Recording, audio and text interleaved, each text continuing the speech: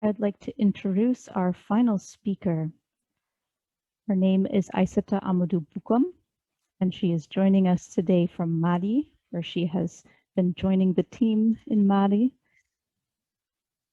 So Aissata Amadou Boukhoum is an activist, and her activism has begun at age 11 already. So at age 14, she was named to the Children's Parliament in Mali. She has advocated on issues of education, gender-based violence, and girls' rights, child marriage, and she has spoken at the G8 and the G20 summits.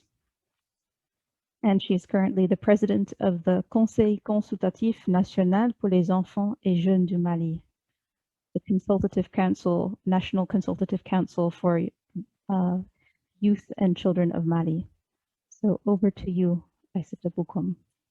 Chers participants, chers invités, que nous sommes heureux de compter parmi nous aujourd'hui, mesdames, mesdemoiselles et messieurs, madame Sadvika Chalazani, madame Sarah Harris. À l'âge de 13 ans, quand je faisais toujours mes petites sensibilisations à l'école et dans le quartier sur l'hygiène et les droits de l'enfant, j'ai échappé à un mariage précoce. Il y a deux choses principales qui m'ont permis d'échapper à ce mariage et je me considère très chanceuse d'avoir eu accès aux deux. Premièrement, j'avais appris mes droits grâce à mon travail comme enfant parlementaire au Parlement des enfants du Mali, qui a comme partie intégrale de sa mission promouvoir et faire respecter les droits de l'enfant. J'ai reçu des formations sur la protection des enfants et ces formations m'ont permis de comprendre les causes et les inconvénients du mariage des filles et m'ont outillé avec des stratégies pour y mettre fin, que j'ai évidemment utilisé sur mon père. Donc, je savais que j'avais le droit à l'éducation, le droit de dire non pour toute question me concernant avec lequel je n'étais pas d'accord. Donc, j'avais une voix qui méritait au moins d'être utilisée et écoutée. Deuxièmement, en disant non à ce mariage, j'ai aussi pris l'engagement ferme et formel avec mon père de retarder mes premiers rapports sexuels et surtout de ne pas avoir de rapport avant le mariage. Lui, à son tour, il m'a promis de me laisser continuer avec mes études car c'était ce que je voulais avec tout mon cœur. Aujourd'hui, à l'âge de 25 ans, je suis mariée et contente de l'être. Je suis aussi diplômée d'une maîtrise en droit public international et d'un master en relations internationales, diplomatie. Et je lutte et continue de lutter et élever ma voix au quotidien pour les droits de la jeune fille. Mon engagement citoyen a commencé à l'âge de 11 ans à l'école, dans le comité d'hygiène scolaire et le gouvernement des enfants de mon école. Et c'est peu à peu, du centre d'écoute communautaire de mon quartier CAMS que je me suis retrouvée au Parlement des enfants. C'est dans les formations organisées dans le cadre du renforcement des capacités des membres du Parlement des enfants et pendant les sessions parlementaires que j'ai eu l'occasion et la chance d'approfondir mes connaissances sur non seulement les droits de l'enfant, mais aussi les violences faites aux enfants, le leadership, les plaidoyers et la citoyenneté. J'ai eu la chance de rencontrer des autorités de mon pays et d'autres pays, de faire du plaidoyer et de la sensibilisation de mes pères, de nos parents sur les questions qui nous concernent, nous les filles du Mali et à travers le monde. La négligence, la mutilation génitale féminine, excision, le mariage des enfants et surtout la scolarisation et le maintien des filles à l'école.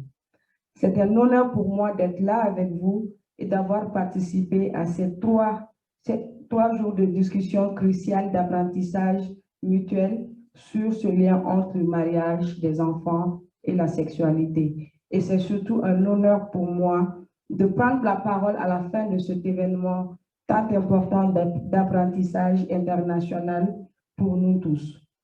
Défenseurs des droits de l'homme, particulièrement acteurs de la protection des filles et de la promotion du leadership féminin, acteur qui se dédie à mettre fin au mariage des enfants. J'aimerais remercier l'équipe Asoro à travers M. Suleiman et aussi l'Alliance Mort d'Anbright pour toute la confiance en moi et l'opportunité de lever ma voix encore une fois de plus pour lutter activement contre le mariage des enfants. C'est cette même voix qui m'a sauvée d'un mariage précoce, il y a de cela 12 ans.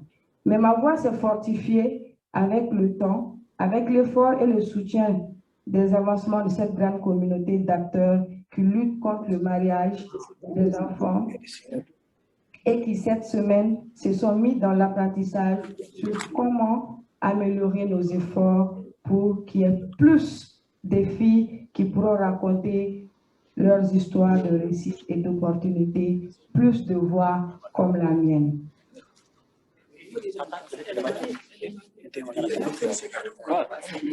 Depuis des années, nous mettons en œuvre sans trop de succès des stratégies pour mettre fin à cette pratique qui ne fait que continuer à nuire aux enfants au Mali, mais aussi au Niger, en Ouganda, au Malawi, en Éthiopie, au Népal, en Inde, au Pakistan et au Bangladesh.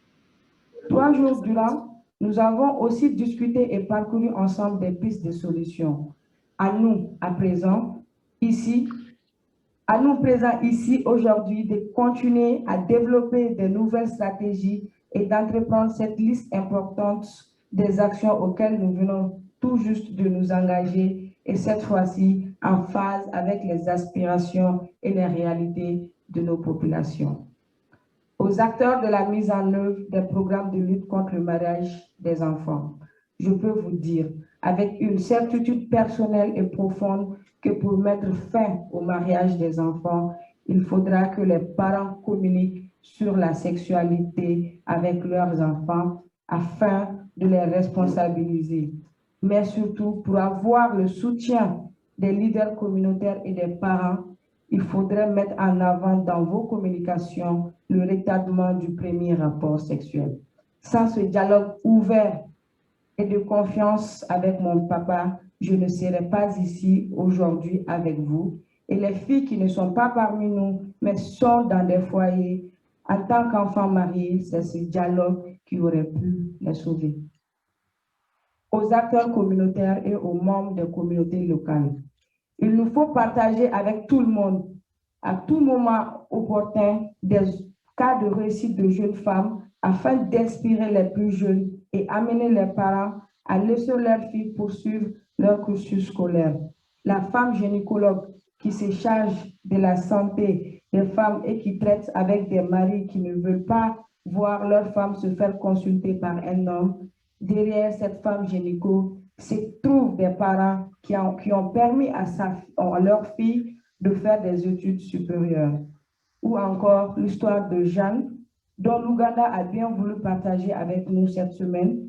Cette jeune fille qui, après 2 maternités précoces, a pu se relever suite au soutien de l'ONG Amani et qui aujourd'hui est devenue une dirigeante qui défend les CM dans sa communauté et dans son école. Quelle autre histoire de réussite avez-vous échangé entre vous cette semaine et quels sont les acteurs qui ont tellement besoin d'entendre ces histoires-là? Aux autorités, reconnaissons que tout acte sexuel au sein d'un mariage d'enfant est un viol, car une fille mineure ne peut être consentante.